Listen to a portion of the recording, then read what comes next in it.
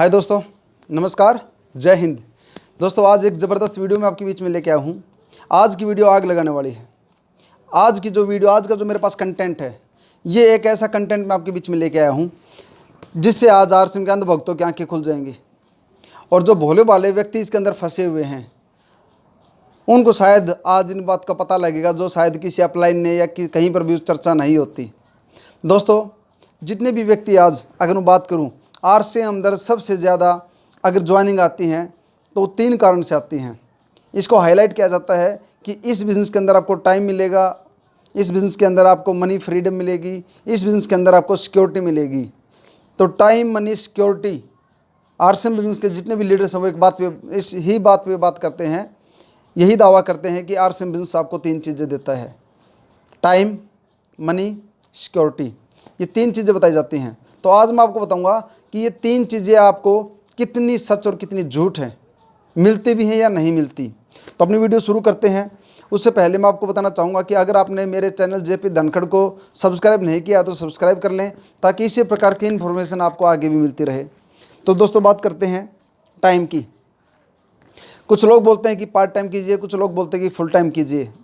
दोस्तों इस बिज़नेस में आने से पहले शायद आपके पास टाइम होगा, लेकिन इसमें आने के बाद आपको टाइम फ्रीडम कब मिलेगी मुझे नहीं पता। लेकिन जैसे ही आप बिज़नेस को स्टार्ट करते हैं, आपको इसमें बहुत ज़्यादा टाइम लगाना पड़ता है, बहुत ज़्यादा टाइम एक्सपेंड करना पड़ता है।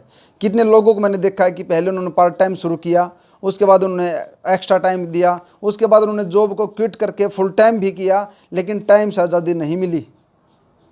जो अपने परिवार को टाइम देते थे वो भी छिन चुका है, जो अपने पे टाइम लगाते थे वो भी उनके पास टाइम नहीं रहा। ऐसे मैं हज़ारों लोगों को जानता हूँ। Second, money. कितने लोगों के पास मनी फ्रीडम आई है? हज़ारों लाखों लोग हैं जिन्होंने अपना पैसा गंवाया है। ऐसे हज़ारों उदाहरण हैं, ऐसे हज़ारों लोगों को मैं जानता हूँ जिनके पास अपना खुद का पैसा था, वो माइनस में गए हैं। जी हाँ, मेरे पास ऐसे हज़ारों व्यक्ति के उदाहरण हैं जो खुद का पैसा था वो भी बर्बाद कर चुके हैं, और कुछ मुट्ठी भर लोग ही पैसा कमा पाए। सेकंड, जो आज मैं बात करने वाला हूँ, जिस खास टॉपिक पे बात करने वाला हूँ, वो है सिक्योरिटी। बताया जाता है कि 20 साल पुरानी कंपनी है, सिक्योरिटी मिलती है, और आदमी इस इंडस्ट्री के अंदर आता है सिक्योरिटी के लिए। सबसे बड़ा रीज़न होता है उसकी सिक्योरिटी। तो आज मैं आपको बताऊँगा कि इसके अंदर सिक्योरिटी कितनी सिक्योर है। अब बात करते हैं सिक्योरिटी की। अगर मैं बात करूं तो ये एक लिस्ट मैंने बना रखी है यहाँ पे।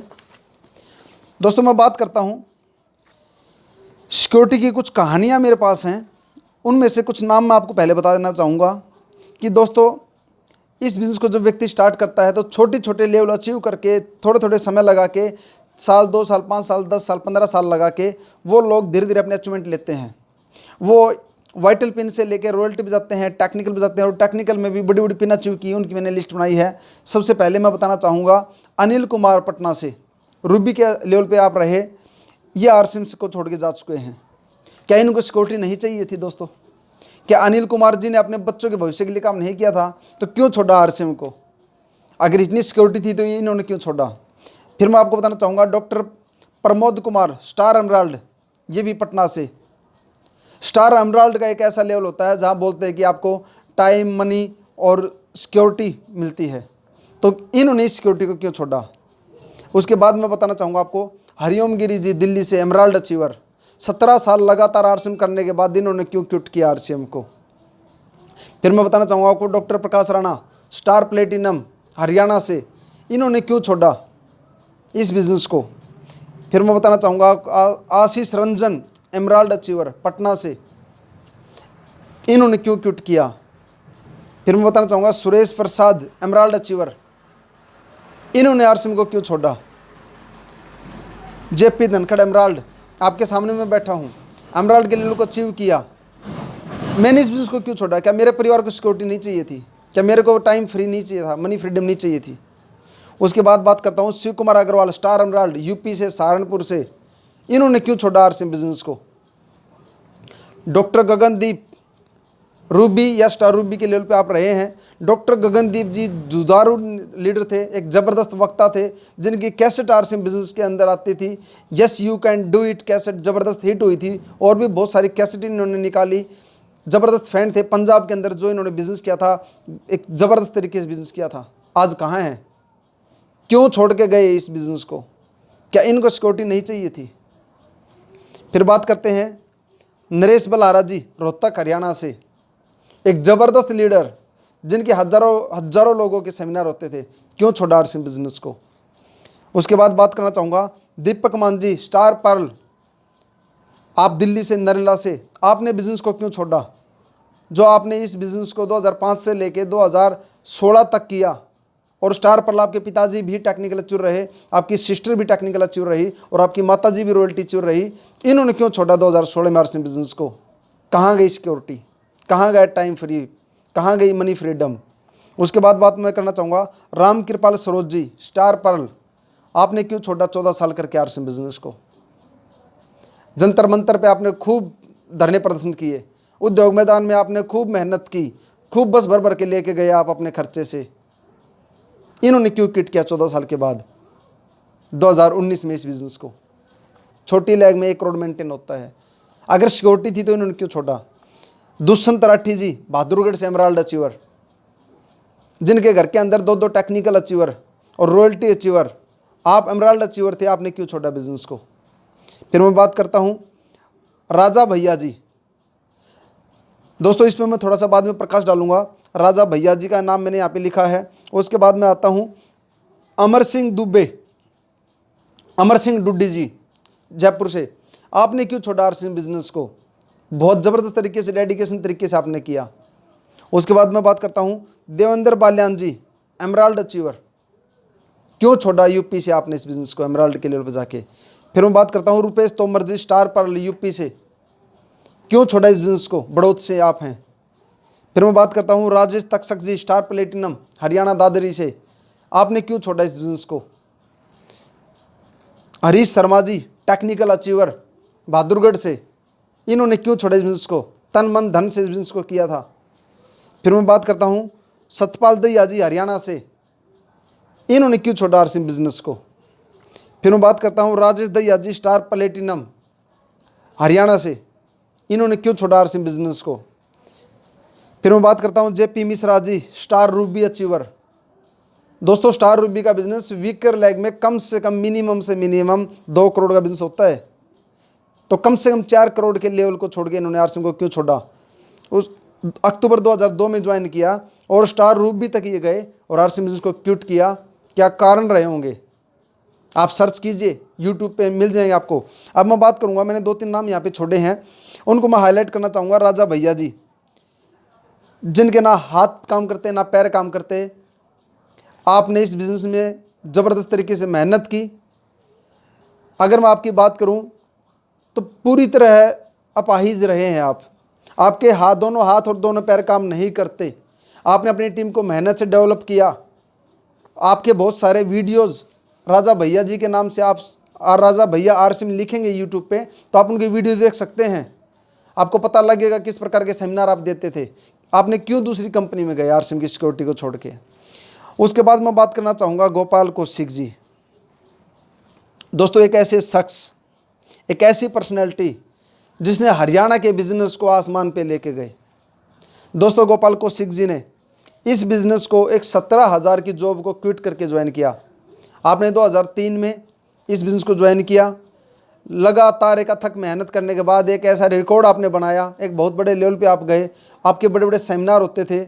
और दोस्तों एक दुर्घटना में 2007 के अंदर एक दुर्घटना होती है। आप जयपुर से निकले रोपड़ और चंडीगढ़ सेमिनार देने के लिए, आप बीच में बहादुरगढ़ रुकते हैं और बहादुरगढ़ एक एक्सीडेंट में आपके दोनों पैर चले जाते हैं।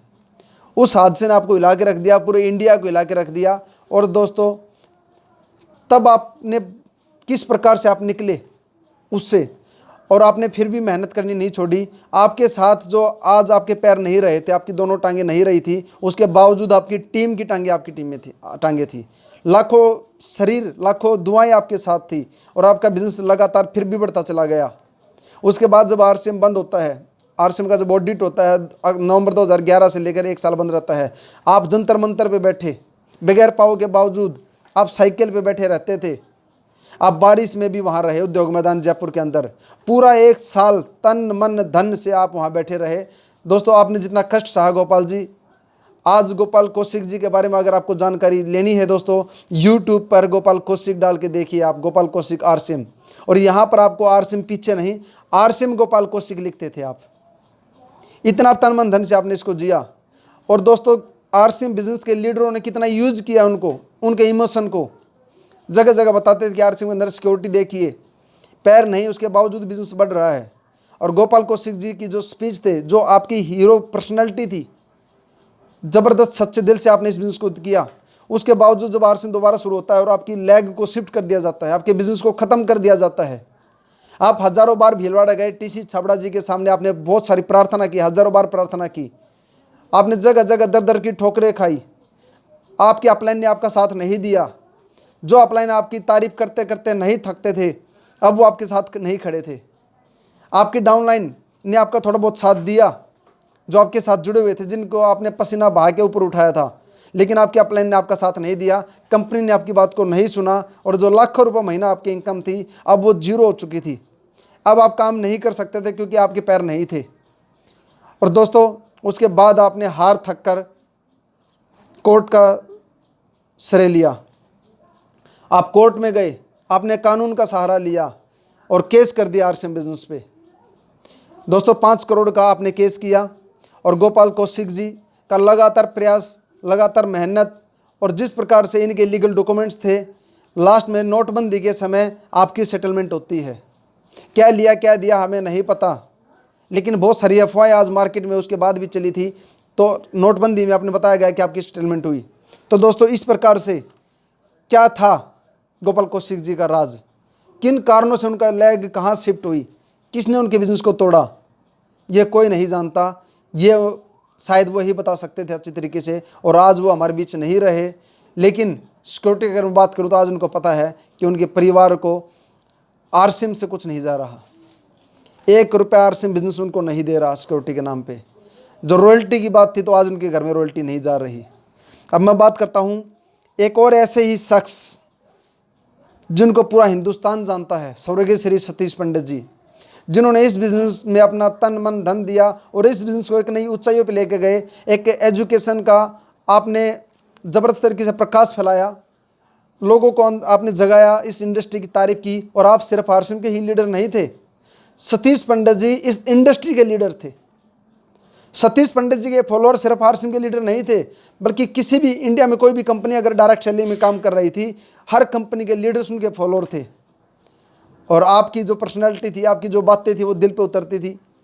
मैं सलूट करता हूँ आज भी आपको।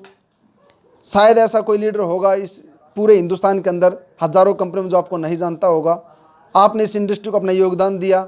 और अगर मैं बात करूँ सिक्योरिटी की, सतीश पंडित जी 2 सितंबर 2005, मैं यहाँ पे एक बार चेक कर लेता हूँ, आप स्वर्गीय श्री सतीश पंडित जी 2 सितंबर 2005 को स्वर्गवास हुआ हार्ट अटैक से। और आप उस टाइम पे स्टार रूबी थे शायद, और आपकी टीम के अंदर डॉक्टर गगनदीप जैसे जुझारू लीडर, हज़ार लीडर थे। आपका बिजनेस इंडिया में सबसे स्पीड से आगे बढ़ रहा था। और उसके बाद में दोस्तों अगर मैं बात करूं, नवंबर 2005 के अंदर एनिवर्सरी दिल्ली के अंदर किसी भी लीडर ने स्टेज से एक बार आपका नाम नहीं लिया। 1 मिनट का या 2 मिनट का मौन भी नहीं रखा गया आपके नाम पे। और 2006-07 की आपकी मैडम जो मिसिज पंडित, मिलन पंडित जी हैं, उनकी वीडियो को बार बार दिखाया जा रहा है। आज भी आपके नाम का इस्तेमाल कर रही है आरसिम बिजनेस, आज भी आपकी वीडियो को सिक्योरिटी के नाम पे दिखाया जा रहा है। 2006-07 की वीडियो दिखाई जा रही है कि पंडित जी के जाने के बाद हमारा परिवार को आरसिम ने संभाला। आज मैं पूछता हूँ, कहाँ है मैडम मिलन पंडित? क्या आरसिम बिजनेस का कोई भी पैसा सतीश पंडित जी के घर में जा रहा है? क्या रॉयल्टी जा रही है उनके पास? एक ऐसे शख्स जिन्होंने इस बिज़नेस को अपना खून से सींचा, अपने पसीने से सींचा, अपना सब कुछ गवा के इस पे तन मन धन से लगाया, तो आज उनको अगर सिक्योरिटी नहीं मिल पा रही, जिनको पूरा हिंदुस्तान जानता है, आरसिम बिजनेस को ऊंचाइयों पर लेकर जाने में जिनका सबसे ज़्यादा प्रयास रहा है, लीडरशिप डेवलप करने में जिनकी सबसे बड़ी भूमिका रही है, आज अगर उनकी सिक्योरिटी नहीं है तो आपकी सिक्योरिटी क्या होगी, कब होगी? अब कुछ सवाल मैं आपसे पूछना चाहूँगा दोस्तों। अगर सिक्योरिटी की बात करें तो अब मैं आपसे पूछता हूँ कि कैसे कहते हैं कि शुद्ध छिपकली सबसे ज़्यादा मच्छर खाती है। जी हाँ, शुद्ध छिपकली सबसे ज़्यादा मच्छर खाएगी, क्योंकि जो ज़्यादा हरकत करेगी उसके आसपास मच्छर नहीं आएंगे, और शुद्ध छिपकली के पास ज़्यादा मच्छर आएंगे, वो ज़्यादा मच्छर खाती है। दोस्तों यहाँ पर अगर आप चाहते हैं सिक्योरिटी के बारे में पूछना, टाइम फ्रीडम के बारे में, मनी फ्रीडम के बारे में पूछना चाहते हैं, तो अपनी अपलाइन से कुछ सवाल पूछिए। आप इस वीडियो को हल्के बना लें। आप, मेरा मकसद किसी को बदनाम करना नहीं है, बल्कि आपके सामने प्रैक्टिकल चीज़ें लेके आना है, सच्चाई को सामने लेके आना है। आपने अपलाइन से पूछिए आपको कितने साल हो चुके हैं। दूसरा सवाल अपने अपलाइन से पूछिए आपके पास टोटल इनकम आरसीएम से कितनी आई है। तीसरा सवाल अपने अपलाइन से पूछिए आपके आज तक के खर्चे कितने हुए हैं आरसीएम बिजनेस में, क्योंकि इनकम आई तो खर्चे भी तो हुए, एक्सपेंसेस भी तो होते हैं। नंबर 4 आप पूछिए आपकी मंथली इनकम क्या हो चुकी है आज, हर महीने जो आती हो। 5वां सवाल अपने अपलाइन से पूछिए क्या आप अपनी 6 महीने की स्टेटमेंट दिखा सकते हो। नहीं दिखाएगी आपकी अपलाइन। क्यों नहीं दिखाएगी? क्योंकि आ नहीं रहा माय डियर फ्रेंड्स, आ नहीं रहा, नहीं दिखाएगी। मैं चैलेंज के साथ बोलता हूं, आरसीएम का कोई भी लीडर्स लगातार 6 महीने की स्टेटमेंट नहीं दिखाएगा। पूछिए क्या आपने कभी अपने अपलाइन की 6 महीने की लगातार इनकम देखी है। आप अपने अपलाइन से पूछिए कि क्या आपने अपने अपलाइन की इनकम देखी लगातार 6 महीने की। उन्होंने भी नहीं देखी, क्योंकि कोई दिखाता ही नहीं है। उसके बाद अगर आज नहीं आ रही तो कब तक आएगी। पूछे कि अगर आज आपकी इनकम नहीं आ रही तो कब तक आ जाएगी। उसके बाद अगर हम इस कंपनी में सफल नहीं हुए तो क्या होगा। आपने 2 साल, 5 साल, 10 साल अगर इस इंडस्ट्री को दिए और अगर आप सफल नहीं हुए तो क्या होगा, उसको आप सोचिए। आपकी मनी, आपका टाइम, आपकी एनर्जी का लॉस होने वाला है, जो कभी ज़िंदगी में लौट कर नहीं आएगा। और आप यहाँ पर किसी और के सपने पूरे करके दोस्तों निकल जाएंगे, उनको कोई फ़र्क नहीं पड़ता। लास्ट का सवाल मैं आपसे पूछता हूँ, अगर आज तक हमारी अपलाइन हमसे झूठ बोल रही है, उसका जिम्मेदार कौन होगा, या उसकी सज़ा क्या होगी।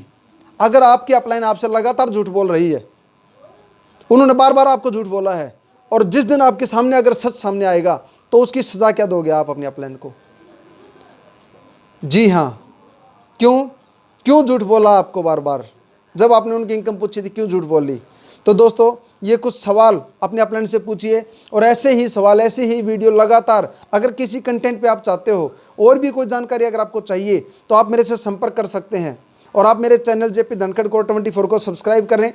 और दोस्तों कोई भी सवाल पूछने के लिए मैं कोई भी बात हवा में नहीं कर रहा, इन सभी चीज़ों के मेरे पास सबूत हैं, सभी चीज़ें हैं। इन लोगों से आप बात कर सकते हैं, जो नाम मैंने लिए यूट्यूब पे डाल के देख सकते हैं आप। तो दोस्तों और भी कोई जानकारी अगर आपको चाहिए तो आप मेरे को कमेंट बॉक्स में लिख सकते हैं। Thank you. जय हिंद, जय भारत, वंदे मातरम।